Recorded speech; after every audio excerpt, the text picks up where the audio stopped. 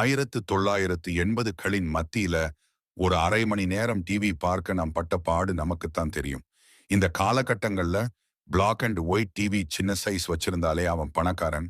அதுவும் colour TV வச்சிருந்தா கோடீஸ்வரன்னு அர்த்தம். அப்போது டிவிங்கிறது குடும்ப உறுப்பினர்கள்ல ஒருத்தர் மாதிரி. ஒரு தெருவுக்கு ஒரு டிவி இருந்தாலே பெரிய விஷயம்.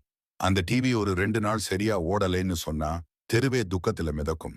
1980களில் எல்லார் வீட்டிலையும் டிவிக்கு மரத்தினால் ஆனா கூடு செஞ்சு வச்சிருப்பாங்க. அதுக்குள்ள டிவி ரொம்ப பாதுகாப்பா இருக்கும். அந்த மரப்பெட்டிக்கு மேல அழகா ஒரு பூச்சாடி இருக்கும். நமக்கு ரொம்ப பழக்கமா இருப்பாங்க. ஆனா டிவி போடும்போது கதவை சாத்திக்கிடுவாங்க. யாருன்னே தெரியாதவங்க, "ஏன் தம்பி வெளியே நிக்கிற? வீட்டுக்குள்ள வந்து உக்காந்து பாரு" அன்னு அன்பா கூப்பிடுவாங்க. 300களின் தொடக்கத்தில் பெரும்பாலும் சின்ன சைஸ் டிவிகளே வந்தன. டிவி பார்க்கும்போது மேலிருந்து கீழாக கோடு வந்து கொண்டே இருக்கும். 80களின் மத்தியில் தான் கோடு வராத டிவி வந்தது. 80களின் இறுதியில் தான் கலர் டிவி வந்தது. சிலர் டிவியில் படம் பெரியதாக தெரிய வேண்டும் என்பதற்காக திரைக்கு முன்பு ஒரு அடி தூரத்திற்கு லென்ஸ் வைத்து இருப்பார்கள்.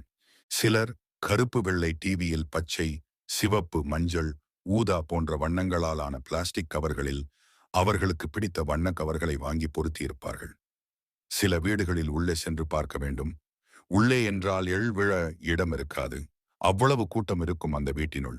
சில வீடுகளில் வெள்ளி மற்றும் ஞாயிறுகளில் டிவியை வெளியே வைத்து விடுவார்கள். அந்த தெருவில் உள்ள பெரியவர் டிவி பார்க்க வந்துவிட்டால் டிவி வைத்திருக்கும் வீட்டில் உள்ள குடும்பத்த தலைவரேதான் உட்கார்ந்து இருந்த கட்டிலில் இருந்து இறங்கி கீழே உட்கார்ந்து கொண்டு அவருக்கு கட்டிலில் இடம் அளிப்பாரு. சில வீடுகள்ல கூட்டம் சேர்ந்துடுச்சுன்னா சும்மனாச்சும் ஆஃப் பண்ணிட்டு அப்புறம் கூட்டம் கலைஞ்ச உடனே டிவி மறுபடியும் ஆன் பண்ணுவாங்க. இதை தெரிஞ்சுக்கிட்ட நம்ம நண்பர்களும் ஆஃப் பண்ணும்போது எஸ் ஆகிட்டு ஆன் பண்ணும்போது கரெக்டா மறுபடியும் வந்துடுவாங்க. அப்படி டிவி ஆஃப் பண்ணிட்டு கதவை அடைச்சிட்டா எத்தனை தெரு தாண்டினாலும் டிவி இருக்கிற வீட்டை கண்டுபிடிக்க உதவுறது தான் இந்த ஆண்டனா.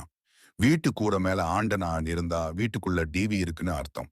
வீட்டின் மேல் ஆண்டனா மாட்டி விட்டாலே 4 தெரு வரை மக்கள் வந்து விசாரிப்பார்கள். டிவி வாங்கிட்டீங்களாக்கும்? எத்தனை ரூபாய்?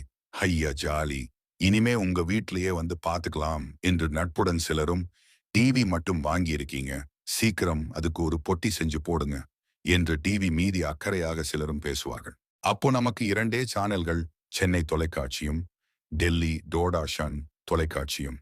இப்போது உள்ளது போல் 500. இன்று ஆண்டனாக்கள் மட்டும் மறையவில்லை, நம் ஒற்றுமையும் விட்டு கொடுக்கும் மனப்பான்மையும் சேர்ந்தே மறைந்து விட்டது.